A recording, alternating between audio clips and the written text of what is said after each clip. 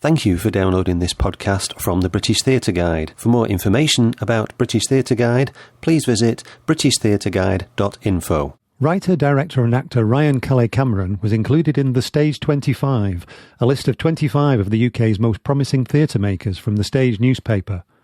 He is artistic director and co-founder of theatre company Nouveau Riche, and his play For Black Boys Who Have Considered Suicide When the Hue Gets Too Heavy is about to open at London's Royal Court Theatre after a sold-out run at the new Diorama Theatre in 2021. I spoke to Ryan a couple of weeks before the Royal Court opening and asked him to explain what the play is about. Well, my name is Ryan Calais Cameron. I'm the writer and director of For Black Boys Who Have Considered Suicide When the Hue Gets Too Heavy. And what the play is about, well, it's heavily inspired by Ntozake Shange's For Colored Girls Who Have Considered Suicide When the Rainbow Is Enough. And I read that play 10 years ago. And it really brought me into the experiences of Black women in the 1970s America. And, kind of seeing how that play has inspired a whole entire generation, how so much work has come from that, how so many artists feel as though they can express themselves based off how that work expresses itself, how it leans off African art, how it's non-linear, how it leans on poetry to tell its narrative. And I was like, wow, when you really get to your heart and your soul, you're not really thinking about a 5-act structure. You're thinking of different kind of ways to be able to tell somebody how you're feeling. Yeah. And I was like, that's just how life is. And I was like, I would love to create something like that one day about the experiences of Black men in the UK, because we don't speak enough and people don't really know much about that experience. We kind of get one version of it in TV and media. And I was like, well, none of these images add up to what I've seen growing up, or even myself, or the Black men that I know. So wouldn't it be great for us to take hold of our narrative and really bring the world into what we're going through and why we feel like we need to bottle up a lot of the time. And hopefully through that, we'll be able to get men speaking and to save some lives. That's the massive wish, massive fantasy. Yeah. So, that's what the play is about. It's about a group of young men who come to group therapy and, they're reluctant to speak at first, but when they do, whole entire worlds of fantasy exist and come from their heart. And, they thrill us.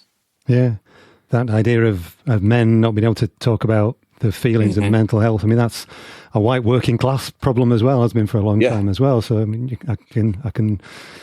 white audiences can probably understand that quite well as well. Yeah. I've always said the play is, the title says for Black boys, but it's for Black boys. It's for anybody that's ever been a Black boy. It's for anybody that's ever known a Black boy, ever loved a Black boy, or it was inquisitive.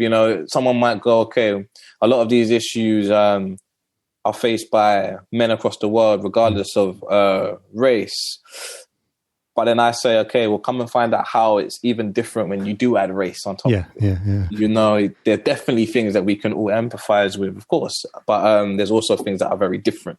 Yeah. So, come and spend some time with us. I get to know that.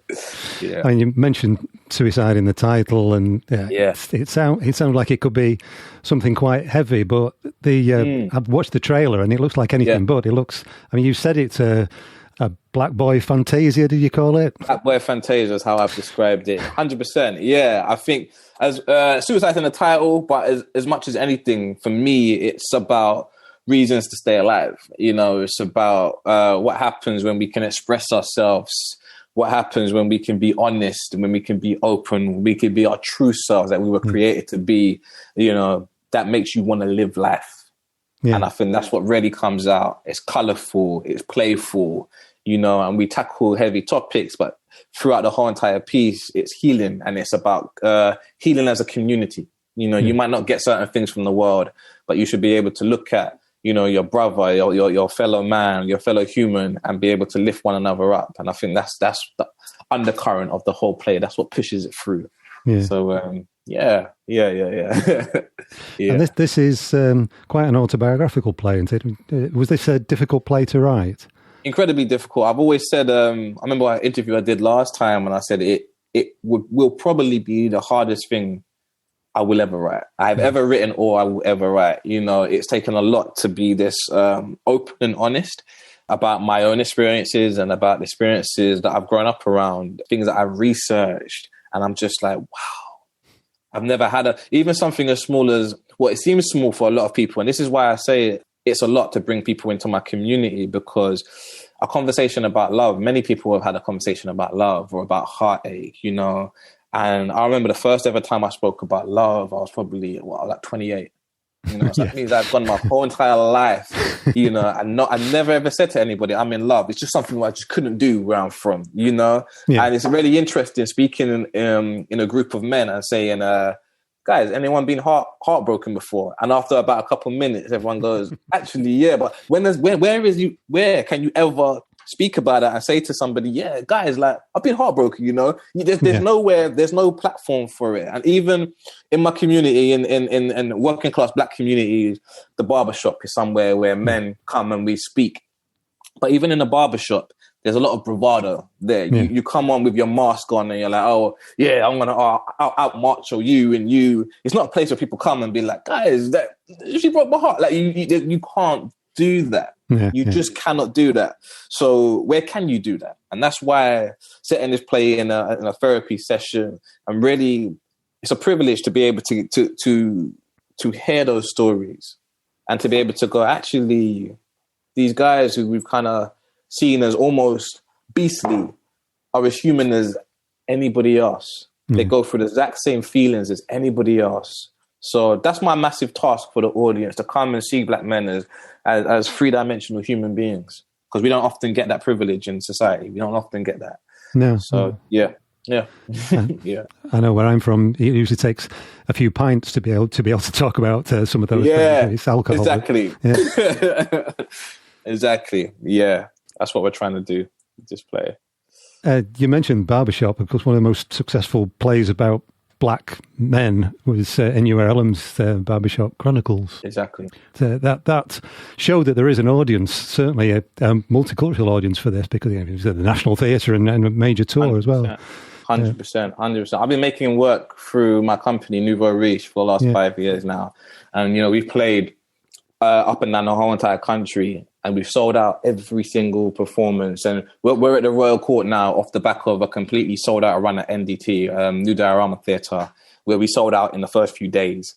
You know, so we learned very early that there was a huge audience for this show. And so many people that have never, ever been to the theatre, would never, ever consider going to the theatre, were able to come and go, whoa, there's actually a show one that reflects me, that speaks to me and about me. And also for us, it was about creating a space where particularly young black men felt as though the space belonged to them. You know, it wasn't being policed in that space. You know, I remember coming to the theatre as a youngster, and you know, I paid my ticket. If I want to enjoy the show, I should be allowed to enjoy the show without someone going, shh, be quiet. You know, I'm like, I don't want to come back here because I can't express myself. I don't feel comfortable here. So what we really wanted to do is go from the moment that you walk in the door, this is an experience. The show starts here. You know, we've got pictures up on the walls of young black men, so they feel inspired by that. The music, the tone of the whole entire place. You come in and you can just be yourself, express yourself. You know, I'm offended if people are not making noise whilst my play's on. I want you to enjoy yourself. It's a good night out. So yeah.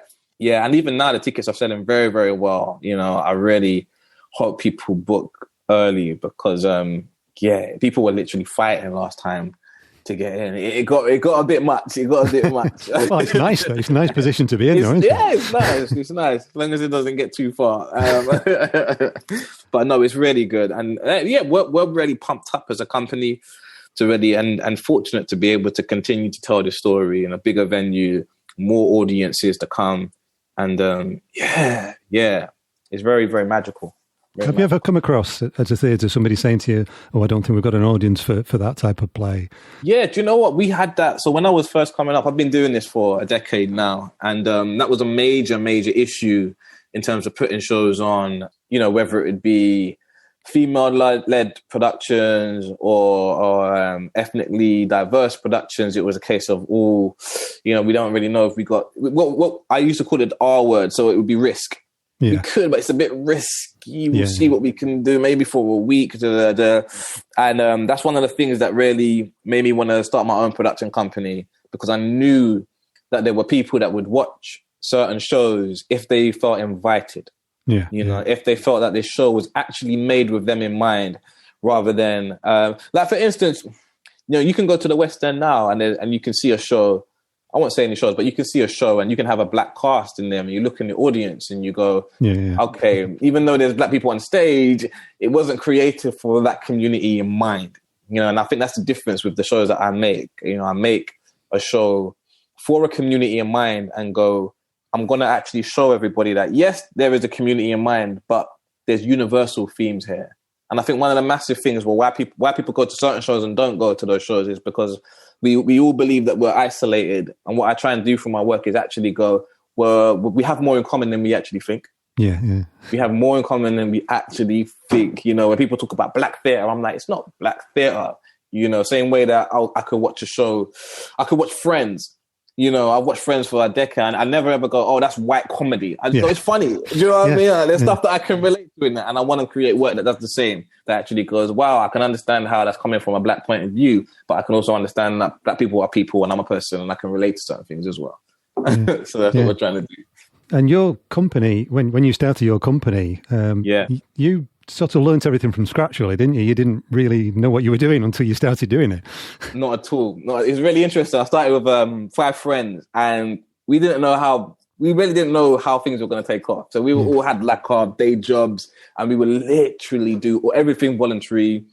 All the contracts that I did were my own contracts. So I was acting at the time. So all of the actors, I would literally take the contracts that I had as an actor and just change the names on them, like literally copy paste.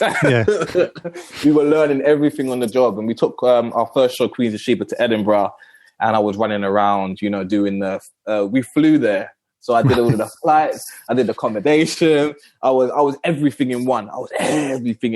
Which was good because it really allowed me to understand what every role in a production company was. I have to value people, and to run a company and know what those positions were, how much people needed to be paid. I was literally the guy doing it all. So we started from scratch, We started in my church. That's where we would rehearse. Right. After service, we'd get like a little opening and be like, oh, Pastor, please, can we have don't worry.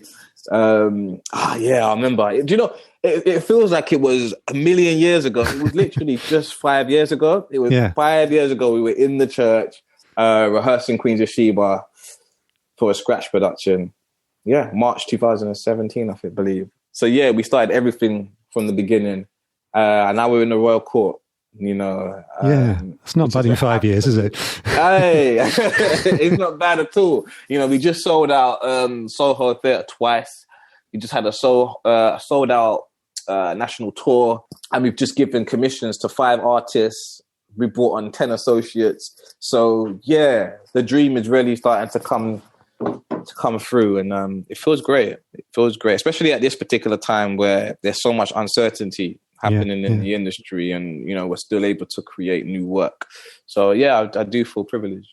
And you can say it's not risky as well, can't you? You can actually turn around and say, look, where's the risk because of what we've done before. We have receipts. We're doing pretty well. There's an audience for this work. And what we're doing, what's happening now is I'm starting to see the same people, that I saw at the other show coming to this one. Oh, how'd you hear it? Oh, I'm coming to all of you guys' stuff. I trust the brand, and that's what I've always wanted. I wanted to be like Heinz, you trust the ketchup. So if they bring out, tropical sauce, you go, I don't really know about tropical sauce, but I trust that Heinz are not going to let me down. So that's, I don't know. I hope that's not product placement, but there's other brands as well that I trust. Yeah. Well, that's your publicity done for you, isn't it? There you go. Because your publicity's up just from what you've done before. Exactly. So that's that. Yeah, that's how I always want it to be. Someone that people that trust, they trust the work. Yeah. Trust the work. When people don't feel like theatre's for them from whatever community, whether it's black or white, working class or whatever. It's difficult to change the mind. You've got to actually go out and get them. So what have you done about they call it audience development now, don't they? Have you had to do much of that? For me, because I came from outside of theatre as well, so I've literally only been in theatre for 5 years. It means that I've just been able to have more perspective on how people are engaged. Yeah. You know, so when I came into it, when I started Nouveau Riche, it was a case of everybody right now is into Netflix. They're into TikTok. They're into social media. Even the way that people consume things are very different. So it's about going. If that's the audience that I'm trying to attract, what are they interested in? You know, trailers. I remember, 5 years ago, trailers were really new to theatre. People were like, no, we don't do that in theatre. And I was like, well, if that's going to get my audience in, then I'm going to do it. You know, I'm going to use YouTube. I'm going to put stuff up on Instagram. You know, now everyone's on Instagram, but at that time, people were like, no, we don't really do Instagram in theatre. Even now, people are getting on TikTok in theatre. We're having to change if you want to engage certain people. So, even in the style of the work, the way that we do our posters, I was like, old school theatre posters, people from my community will recognize that and go, no, that's not going to be inclusive of us. So what are people interested in? They're interested in music. They're interested in fashion. So I'm going to do a theatre poster and I'm going to shoot it like it's a fashion. We just did one the other day and it looks like a Boohoo commercial, because that's the audience we're trying to grab. So people go, well, what's this? This looks really interesting. How do I engage somebody's attention? I have to go and understand what it is that they are interested in rather than going, we are theatre, this is how we do it. And why are you not coming here? It's an easy answer because we don't feel invited. So that's where a lot of my company do our research. We go, who are the communities that we need to bring in? Why are they not engaging? And let's meet them where they are. Yeah. So what was your route into theatre? Did you go to the theatre when you were younger? Or? Nope, not at all. I'm old school, working class, didn't know anything about the theatre. I went to one show when I was a kid. I think it was Shakespeare. Didn't understand any of the language. I was like, this isn't for me. Why are they wearing funny clothes? And was like, cool, I'm never coming back. And then I did a show at the Royal Court 10 years ago, actually, the Westbridge. And that was straight out of drama school. And I was like, wow, I love this.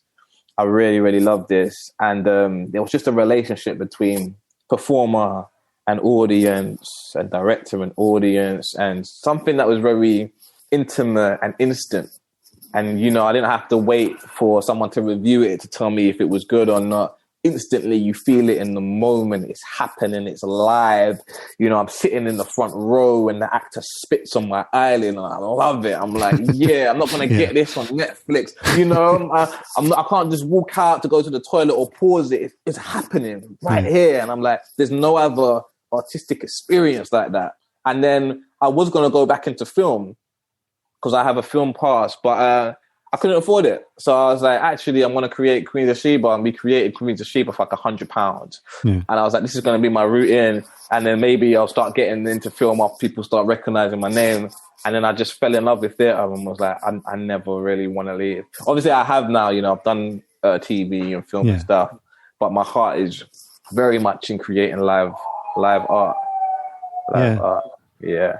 And in selling it to people who were like you when you were younger, who just seen one Shakespeare and were put up. Exactly. Hearing testimonies from for Black Boys the last time we put it on, and I had a youngster come up to me. No, a group of youngsters came up to me after the show, and they didn't know who I was. And I said, "Oh, did you enjoy this?" And they were like, "Oh my gosh, yeah, it was amazing. It was amazing." Yeah. And they were like, "Oh, we weren't even gonna come." Their teacher literally forced them to come, and they were like, "Oh no, they hate theatre," and they stayed for an hour after the show just to talk to the cast, and they were just so inspired. And I was like, imagine my first taste of theatre, I never wanted to come back. But these guys are like, oh, I want to bring my dad, I want to bring my uncle, my mum. And I'm like, that's amazing. Yeah. Even Queens of Sheba now is on the curriculum in a couple of schools in East London. I was speaking to the University of Greenwich recently, and some of their students are doing for Black Boys for their MA. I've done so many talks at schools and colleges, and I'm like, oh my gosh, this is really, really changed. What does that feel like now to be going into schools and talking about your work? Absolutely incredible. I went onto the internet. I'm so old. I went onto the internet the other day, and I saw there was a young man that was doing one of my monologues for his drama school audition, and I was just like, my goodness, what a 5 years this is! What a 5 years this is, and that ability to, well, what I feel like we're doing now is we're changing the culture. We're changing the culture. It's stuff that I would have wished that I had growing up to be able to. And it's not just myself. There's so many other incredible artists that are coming through now that are really changing the culture. I said it in another interview that I really feel that there's a renaissance happening now in the UK where there's just so much different types of incredible material that is so articulate and speaks about the world now from so many different perspectives. And it's a really good time to be making art. Yeah, I feel really inspired by my peers. I saw somewhere you'd said that when you went away to university and heard about how people were speaking about your community back in Lewisham, was it? That gave you a different perspective. Is that part of what's fed into your writing about it? 100%. It's really interesting because when I was living, so I'm from Lewisham, like you said, before I went to university, that was my whole entire world. So for me, it was the most beautiful place in the whole entire planet. Everything good came from this community, music, culture, food, people, everything was amazing. Then you leave that community and the first thing people go is, oh my gosh, how many times have you been shot? Oh, you're from Lucia. Oh my goodness, are you okay? And I'm like, what? I thought this place was amazing. I didn't really know I was from, I didn't know I was lower working class until people told me. I was like, oh gosh, I didn't know that. So it's only now when I reflect on things and go, wow, we actually did have it tough. But, for me, we didn't have lots of stuff, like loads of toys and stuff. So we used to go out in the back and just create worlds. I remember being like 10 years old, putting on my first play, using my sisters and my cousins as the players. And that was normal. Now I can reflect on it and go, okay, we did that stuff because we didn't have much. We just had to use our imagination. So it's that. And like you just said, it's adding nuance. Yeah. It's going, okay, someone might be from a certain part of the world, but there's beauty there and there's relationships there. If you were just to turn on your television now, you would think that nobody from a council estate has ever fallen in love ever. And I was like, how do you think that things happen? How do you think that people are created? There's a lot of love here, guys. There's a lot of relationships. There's a lot of people growing up. There's a lot of nurturing. But we don't get to see any of that kind of stuff. So for me, I go, okay, well, let me shed a light on what I know, where I come from, and allow people to experience it the way that I experience it. Because I can, my art has allowed me to travel around the world. But, whenever I want to listen to some good music and eat some good food, I am back in the community that raised me, and I will be there at the local takeaway, at the local West Indian food shop, at my mum's house to get some home cooked food, So, it means a lot to me. It really does. It can be hard to write about something that's all you know, though, isn't it? When that was all you knew, because you don't know what people want to know about it. You don't know what to write about, but you need to be able to see it from an outside perspective, don't you, as well? 100%. I think that's why. So for Black Boys, I wrote for the Black Boys over 10 years, and in order to be able to finish for Black Boys, I needed that level of perspective. So when I started writing things, it was literally all I knew as a young Black man. And over that 10 years, I got married. I became a Christian. I moved out of my mother's house. I got my own place. I got my own business. I had 4 young Black children who are all boys, so there's me writing, and then I'm also going, what would I give 10 years ago Ryan, if I could give him perspective? What also do I want my boys to be able to read up and go, oh my gosh, this is some gold right now. So I don't have to, this is some wisdom. So I don't have to experience this because I know that I can express myself and be open and be loving and still be a man. Yeah. So it's Ryan at the time, and then being able to feed into my younger self. And that's effectively what we've got in this play, a bit of perspective and sheer honesty as well. Yeah. So it's been an honor to have that time to really, it's that play that I pick up and then I go, it's not finished yet. I'll put it down. I'll work on something else, and then I pick it up again. And I think the pandemic was what allowed me to go, okay, this is finished now. Seeing really seeing people. And I think we're in a time as well where people are a little bit more expressive and open. And a lot of people were very open during the pandemic about where they were mentally, how they were feeling. And I was like, okay, this is a time where I really feel like people really need to hear these stories right now.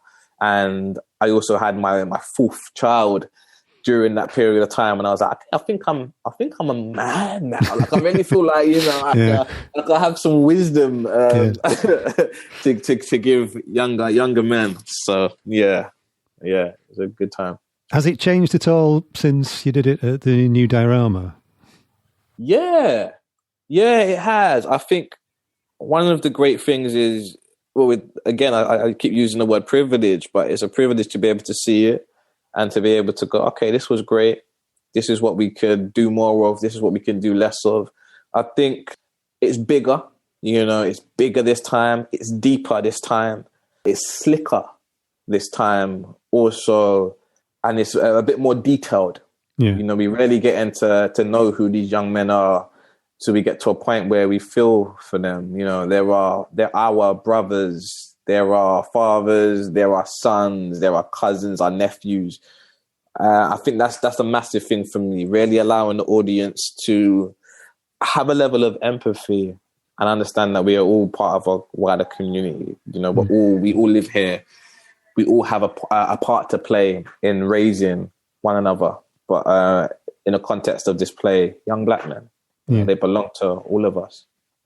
And a lot of the first act of the play really looks at that. And it's a bit more detailed now as well, in terms of before you look at somebody and go, this person is this, or they're a Farg, or this or that. How did they get that way? Nobody's born like that. As a community, if we look at someone and go, okay, well, that person has failed, we've also failed. We failed to be able to give that person the love to know that they could be whatever they wanted to be. When was the point of your life where you stopped wanting to be an astronaut or a fireman? Yeah. You know what I mean? Because we all had those dreams, but some of us went and were able to continue in them, and some of us felt as though there was a glass ceiling above us that we will never be able to obtain those. So we're getting a deeper look into things, which is great. Like the name of the names of the characters as well. Do you want to just talk about that? Yeah, different versions of black. We have Midnight, Pitch, Jet, Onyx, Obsidian, and who's the one I missed out? Sable, was it? Sable, there we go. Yeah, majestic names. One of the things that I really want people, especially the characters, to feel through this play is a value in themselves, unapologetically. I want them to feel that they are young gods. One of the things that I'm looking at in this play is suicide, but I'm also looking at homicide. And I'm looking at how closely the two are connected. Yeah. What happens when you don't find value in somebody else? You feel like you could take their life. Their life doesn't have any value. What happens when your life doesn't have any value? You feel like you can take your life. What happens if that person across the road looks just like you? I can take their life because it doesn't have any value. And I don't mind going to prison for the rest of my life because my life didn't mean anything anyway. But what happens when you breathe life into these young men, where they really feel like I come from someplace, there is a community that accepts me and loves me. And now I can pour that into my reflection into somebody else that also looks just like me. I don't fear them and I don't fear myself. So I think that's one of the biggest messages that I really want to have of this piece. And we get there by the end. We really get to a place where that feels organic and authentic. Yeah. Yeah. Do you think being a parent changes your perspective on that? 100%. 100%. It's really interesting. I remember being, I say it in the piece, I remember being like 4 years old I was quite a bright 4-year-old. And I came back home and I said to my mum, I want to be white. How do we make that happen? I thought it was that simple. I was like, okay, cool. I need to be white. And I was at 4. And the discussion I had with my with the cast is I was like, it's really interesting how we speak about things like white privilege now as adults, and we talk about that and delve into that. But I was like, but I knew about what white privilege meant when I was 4. When I was 4, I understood that the color of my skin meant that I had a disadvantage to the white people that were in my class. So much so that I actually went home sincerely and said to my mom, please, I can't go into school black again. So you need to switch that up for me, you know? So it was interesting. And I had a really significant moment about 3 months ago where my son comes in. He's 3 years old. And he goes, "Oh, Daddy, I really want to have plaits. I really want to have my hair in plaits going backwards. And it was a massive moment for me because it was like, wow, you know, he is comfortable within his own culture. How did that shift happen in the last 20 years where, you know, he's been surrounded with other people that are doing great things that he can look up to and go, I want to be like you. I didn't have that growing up. Everybody that was great and that was amazing was white. So that's what I needed to be. Yeah. You know, all of the pop stars, Leonardo DiCaprio, River Phoenix, everybody had the same kind of look. And I was like, I need to be like that. Yeah. So, yeah, as a parent, you know, just understanding what I've been through and how can I help my children in that, you know, how can I help my children, like I was saying before, find value in themselves. So, yeah, it's important for me. You always seem to have plenty of things on the go. So apart from this play... yeah. What else is going on for you at the moment? So I have a play, Human Nurture, that is going to be at Soho from the 24th of March. So I think the week before For Black Boys goes on, Human Nurture will be at Soho. We just finished Queens of Sheba. That was at Soho about 3 weeks ago. What else am I working on? I'm just finished writing with Paramount on a brand new series. That should be out later on this year. Yeah, and then I'm working with Talawa on their brand new production, and yeah, a few more other projects that I can't talk about. But I'm very, very busy. I'm very, very busy. My agent's done a really good job to make sure that I have this period of time free that I can work just on For Black Boys. Yeah. But the moment I come off, it's back into the hustle and bustle. So yeah, it's good. It's good to be working. Yeah. It's good to be working. It's nice busy. Yes, and nice busy, exactly. Exactly. That was Ryan Calais Cameron, writer and director of For Black Boys Who Have Considered Suicide When the Hue Gets Too Heavy, which runs at the Royal Court Theatre in London from the 31st of March to the 30th of April 2022. For more information, see royalcourttheatre.com. For more information about Ryan's theatre company Nouveau Riche, see www.nvrch.com. You've been listening to a podcast from British Theatre Guide. For more information, please visit britishtheatreguide.info.